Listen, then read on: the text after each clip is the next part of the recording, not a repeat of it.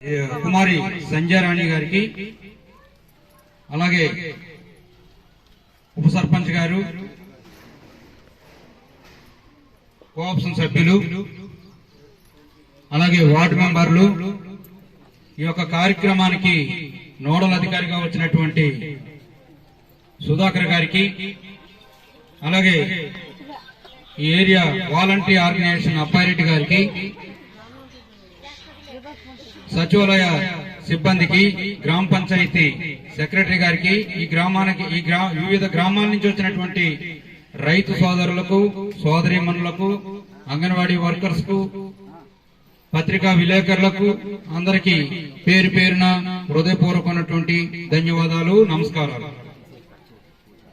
ఇది మునుపెన్నడూ జరగని విధంగా ఈరోజు ఆంధ్రప్రదేశ్ కూటమి ప్రభుత్వం, ఎన్డీఏ ప్రభుత్వంలో గౌరవ ప్రధానమంత్రి గారు, అలాగే మన రాష్ట్ర ముఖ్యమంత్రి వర్యులు, అలాగే ఉప ముఖ్యమంత్రి వర్యులు, వీరంతా ఈ యొక్క ఆంధ్రప్రదేశ్ అభివృద్ధిపై ఒక ప్రత్యేక ప్రణాళిక ద్వారా ఈ యొక్క అభివృద్ధిని జరిపించాలని ఒక ప్రధాన ఉద్దేశంతో, ఎందుకంటే వివిధ డిపార్ట్మెంట్స్ ఉన్నాయి మనకి, అన్ని డిపార్ట్మెంట్స్ లో కూడా కొంతవరకే దానికి నిధులు ఉంటాయి, కొంతవరకే ఉంటాయి నిధులు, సఫిషియెంట్ గా ఉండవు. ఒక ₹1 కేటాయిస్తే కోటి పరిధిలోనే మిగతా అన్ని చేసుకోవాల్సిన పరిస్థితి ఉంటుంది. కానీ ఈ జాతీయ గ్రామీణ ఉపాధి హామీ పథకంలో మనం ఇచ్చే ప్రపోజల్స్ ప్రతి ఒక్కటి కూడా పరిగణలోకి తీసుకుంటారని మొన్ననే మాకు గౌరవ మంత్రివర్యులు అచ్చెన్నాయుడు గారు ముఖ్యంగా పశు షెడ్ల మీద మాకు ప్రత్యేకించి క్లాస్ ఇవ్వడం కూడా జరిగింది. ఎందుకంటే మన గ్రామీణ ప్రాంతంలో మనం ఇల్లు కట్టుకోవడం, బాత్రూములు కట్టుకోవటమే పెద్ద బాధ.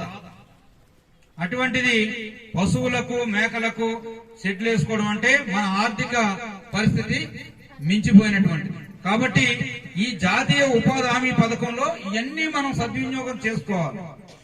ఈ సద్వినియోగం చేసుకోవడం వల్ల ఏమవుతుందంటే మీకు ఒక ఆస్తి ఏర్పడుతుంది, తద్వారా గ్రామాభివృద్ధి చెందుతుంది, దాని ద్వారా గ్రామ సుందరీకరణ కూడా జరుగుతుంది. ఎందుకంటే మీకు ఒక షెడ్ వస్తుంది, ఒక ₹2 లక్షల షెడ్ వస్తుంది. ఆ షెడ్ లో మీ యొక్క పశువులు సేఫ్ గా ఉంటాయి. రెండోది వచ్చేసి అయ్యి రోడ్డు మీద వచ్చి ఇష్టానుసారంగా పాడు చేసి గ్రామాన్ని కూడా పాడు చేసే అవకాశం ఉంటుంది. 3 రకాలైనటువంటి దీంట్లో లబ్ధి ఉంటుంది. కాబట్టి మనం అందరం కూడా ఇప్పుడు ఏదో ఇక్కడ మీటింగ్ మాట్లాడాము, దీనికి టైం అయిపోయింది, ఇంకెక్కడి నుంచి లేదేమో అనుకోవద్దు. ఎందుకంటే మనకి ఇక్కడ సచివాలయ స్టాఫ్ ఉన్నారు. మీరు ఇది మాకు అది రాలేదండి, మాకు ఇది రాలేదండి అని మీరు దయచేసి మాకు చెప్పొద్దు. మీరు ఏది ఇస్తే అది తప్పకుండా దాంట్లో అప్లోడ్ అవుతుంది, సిస్టమ్ లో అప్లోడ్ అవుతుంది. మీకు వచ్చినటువంటి ప్రయత్నం ప్రకారంగా మీకు అన్ని కూడా అవి సమకూర్చడానికి ఈ ఆర్థిక సంవత్సరంలో మనకి ఇవన్నీ పూర్తి చేయడం కోసం ఈ యొక్క పెద్ద కార్యక్రమాన్ని ప్రభుత్వం తీసుకుంది. ఎందుకంటే మిగతా వాటిల్లో చాలా వరకు నిధులు ఒక లిమిటెడ్ గానే ఉంటాయి, కానీ ఈ యొక్క కార్యక్రమానికి నిధులకి ఆటంకం లేదు. ప్రతి ఒక్క సమస్యని మనం దీంట్లో అడ్రస్ చేయొచ్చు. ఇప్పుడు నా ముందు మాట్లాడినటువంటి పెద్దలు ఏపీఎం గారు గాని, ప్రజాప్రతినిధులు గాని, మరి రైతులు గాని, మరి వాలంటీర్ ఆర్గనైజేషన్స్ గాని మరి ఎంత చక్కగా మీకు అన్ని వివరించారు. ఈ వివరించిన దాంట్లో అది ఉంది, ఇది లేదు అనడానికి లేదు. ప్రతి ఒక్కటి దీంట్లో మనం మీట్ అయ్యే అవకాశం ఉంది. కాబట్టి మీరు ఏదో 2 మాటలు చెప్పారు, పిలిపించారు, మేము వెళ్ళిపోతాం అని కాకుండా మీ గ్రామాల్లో ఇది బాధ్యత మీదే. ఇందాక ఏపీఎం గారు కూడా చెప్పారు, ఈ బాధ్యత మీది. మీరు ఎన్ని అప్లికేషన్స్ తీర్మానం చేసి మీ గ్రామ పరిధిలో మీరు ఇస్తారో అవన్నీ కూడా అప్లోడ్ అయినాయి లేని కూడా మన మురళి గారు మీకు మరలా మీకు తెలియజేస్తారు. ఎందుకంటే ఇది పూర్తిగా మీ మీద ఆధారపడినటువంటి కార్యక్రమం ఇది. కాబట్టి ఈ కార్యక్రమాన్ని మీరు పూర్తిగా అది అది ఏమీ లేదండి. ఇదిగో నా తల్లులు ఇప్పుడు వచ్చారు, వాళ్ళు ఎంత నరకం అనుభవిస్తున్నారంటే మంచినీటి సమస్య, చాలా ఇబ్బంది పడుతూ ఉన్నారు. నేను కూడా ఆ వీధికి వెళ్ళడం జరిగింది. కాకపోతే మరి గ్రామ పంచాయతీ నుంచి చేయడానికి మనకి ఇక్కడ మళ్ళీ దానికి పంచాయతీ పెట్టాలి, తీర్మానం చేయాలి, తీర్మానం ఓకే చేయాలి, ఎవడో ఎస్టిమేట్ చేయాలి, ఇదంతా ఒక పెద్ద ప్రాసెస్. కానీ గ్రామీణ ఉపాధి హామీలో అది కూడా ఎవరైతే మీరంతా మేట్స్ ఉన్నారో, ఎవరైతే మీరంతా సచివాలయ సిబ్బంది ఉన్నారో, ప్రతి సమస్యని రైతులకు సంబంధించి గ్రామానికి సంబంధించి మీరు ఐడెంటిటీ చేయండి. ఎందుకంటే చాలా వరకు కొంత నాలెడ్జ్ తక్కువ వల్ల కొంతమంది చెప్పలేకపోవచ్చు. అన్నిటినీ మీరు తీసుకురండి. ఒకవేళ సంవత్సరంలో మనం చేయలేకపోతే నెక్స్ట్ ఇయర్ కూడా మళ్ళీ వాటిని కంటిన్యూ మనం చేసుకోవడానికి ఇది ఒక పెద్ద సువర్ణ అవకాశంగా మనం తీసుకోవాలి. ఎందుకంటే రాబోయే 5 సంవత్సరాలు మనకి సెంట్రల్ గవర్నమెంట్ నుంచి ఈ యొక్క జాతీయ ఉపాధి హామీ పథకం నుంచి ఎన్ని నిధులు కావాలంటే అన్ని నిధులు ఇవ్వడానికి ప్రధానమంత్రి గారు పూర్తిగా సన్నద్ధంతో ఉన్నారు. ఎందుకంటే ఈ గ్రామీణ ఉపాధి హామీ పథకంలో చాలా వరకు పట్టణాల్లో జరగదు. ఎందుకంటే పట్టణాల్లో చాలా వరకు ఇప్పటికే చాలా అభివృద్ధి చెందేసినాయి, అక్కడ అన్ని సదుపాయాలు వచ్చేసినాయి. కాబట్టి గ్రామీణ ప్రాంతాలు ఏదైతే ఏజెన్సీ, ఏదైతే మారుమూల ప్రాంతాలు, ఇవన్నీ కూడా మనం దీంట్లో ఫిల్ చేసుకోవాల్సినటువంటి బాధ్యత అవసరం మన పైనే ఉంది. అది మళ్ళా మేము ఆ రోజు మీటింగ్ లో చెప్పామండి, మీరు ఇవ్వలేదంటే మీరు కాగితం రూపంలో ఇచ్చి మన సెక్రటరీ గారి దగ్గర మీరు అప్లోడ్ చేయించుకోండి. అవసరం అయితే ఆయన దగ్గర నుంచి ఒక రిసీట్ కూడా తీసుకోండి. మీరు ఏ డేట్ ఇచ్చారో, ఏ పని మీద ఇచ్చారో ఒక రసీదు కూడా మీరు తీసుకోండి, తప్పేం లేదు. ఎందుకంటే రేపు పొద్దుట మేము దబాయించవచ్చు, మీరు వేళ చెప్పలేదు ఆ రోజు అని చెప్పి. కాబట్టి మీరు అది కూడా తీసుకోండి. దానికి తప్పనిసరిగా మేము ఆన్సర్ చేసే పరిస్థితి అధికారులకు వస్తుంది. అంతేగాని గాలి మాటలు మేము ఎన్నో మాట్లాడేస్తాం. ఈ మాట్లాడేసి అన్ని కూడా గాలికి వెళ్ళిపోయి రేపు పొద్దున మళ్ళా ఈ మీటింగ్ వచ్చినప్పుడు మళ్ళా ఇదే సొల్లంతా చెప్తే మీకు అందరికీ కూడా సిరాకు వస్తుంది. కాబట్టి ప్రతి సమస్య, నా ముందు ఎన్ని సమస్యలు నేను మీకు వినిపించవసరం లేదు. నా ముందు మాట్లాడినటువంటి సచివాలయ స్టాఫ్ గాని, అలాగే మన ఏపీఎం గారు గాని, మన పెద్దలు గాని, ప్రజాప్రతినిధులు గాని ప్రతి ఒక్క అంశాన్ని కూడా మీకు పూర్తిగా వివరించడం జరిగింది. ఆ వివరించినటువంటి ప్రతి విషయానికి మీకు అది ఉంది, ఇది లేదు, ఇది ఉంది, అది లేదు అనేది లేదు. మొత్తం టోటల్ గా గుండె సూది నుంచి గుణకం వరకు ప్రతి విషయాన్ని కూడా ఎన్ఆర్ఈజెస్ లో దీన్ని ఫుల్ఫిల్ చేసుకోమని చెప్పి ప్రభుత్వం మనకి ఆదేశాలు ఇచ్చింది. కాబట్టి ఈ ఆదేశాలను మీరు పరిగణలోకి తీసుకొని ఇప్పుడు మీరు వెళ్ళిపోయినా మీ గ్రామాల్లో సాయంత్రం గాని రేపు గాని బాబు మేట్స్ గాని ఈ ఎన్ఆర్ఈజెస్ కు సంబంధించినటువంటి ఫీల్డ్ అసిస్టెంట్స్ గాని, అలాగే మన సచివాలయ సిబ్బంది గాని ప్రతి ఒక్కరూ కూడా వాళ్ళందరికీ మోటివేషన్ ఇచ్చి ప్రతి గ్రామం నుంచి వాళ్ళకి ఏ అవసరాలు ఉన్నాయో అన్నిటినీ కూడా మీరు తీసుకొని మీరు తప్పకుండా అప్లోడ్ చేయండి. అప్లోడ్ చేసిన విధంగా మనం ఏదైతే ఒకవేళ సమయం సరిపోకుండా మిగిలితే మనం నెక్స్ట్ ఇయర్ ఆర్డర్ కంటిన్యూషన్ మరో తర్వాత పనులు కూడా మనం తీసుకోవడానికి మనకు అవకాశం ఉంటుంది. పాడిన పాటే పాడకుండా మనకు అవకాశం ఉంటుంది.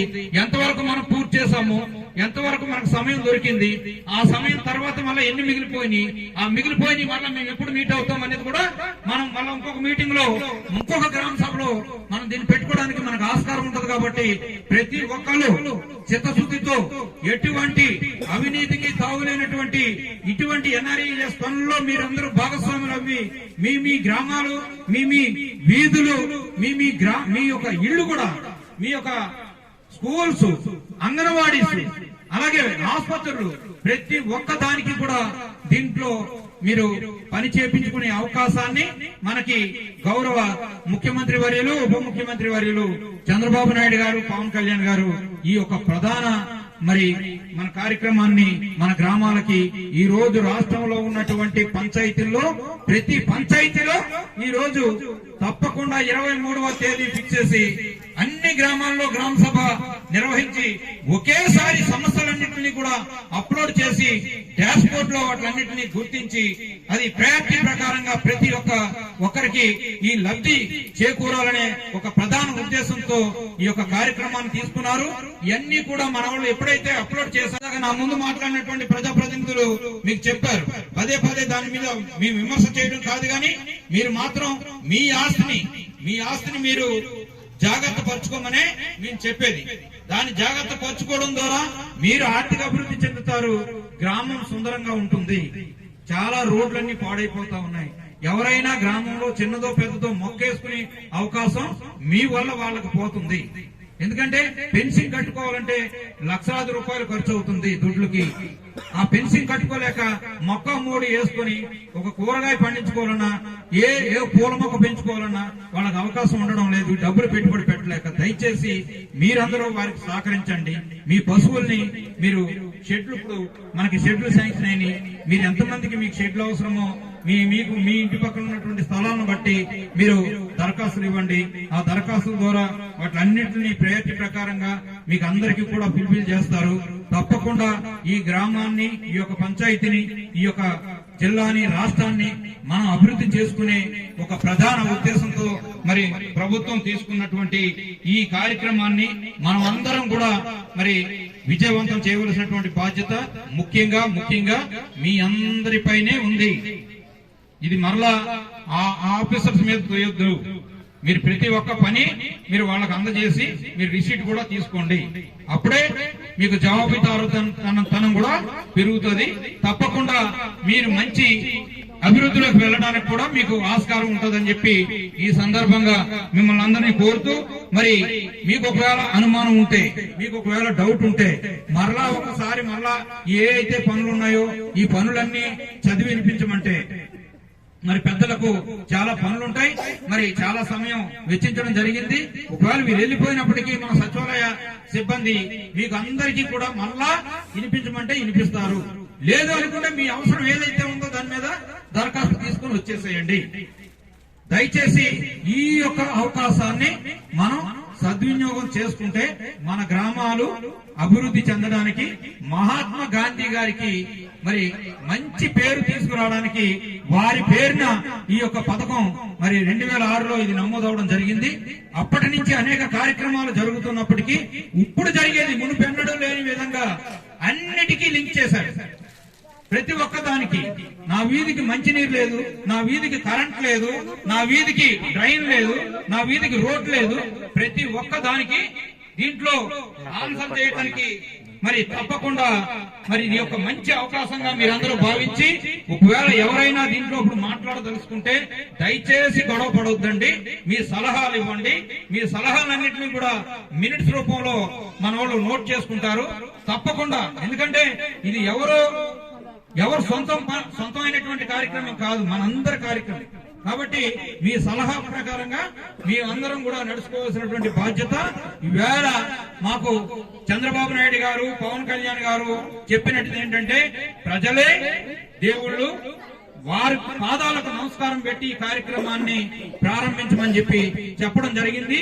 మీరే మాకు దేవుళ్ళు, మీ యొక్క పాదాలకు నమస్కారాలు చేసి నేను ఈ యొక్క కార్యక్రమాన్ని చెప్పడం జరుగుతుంది.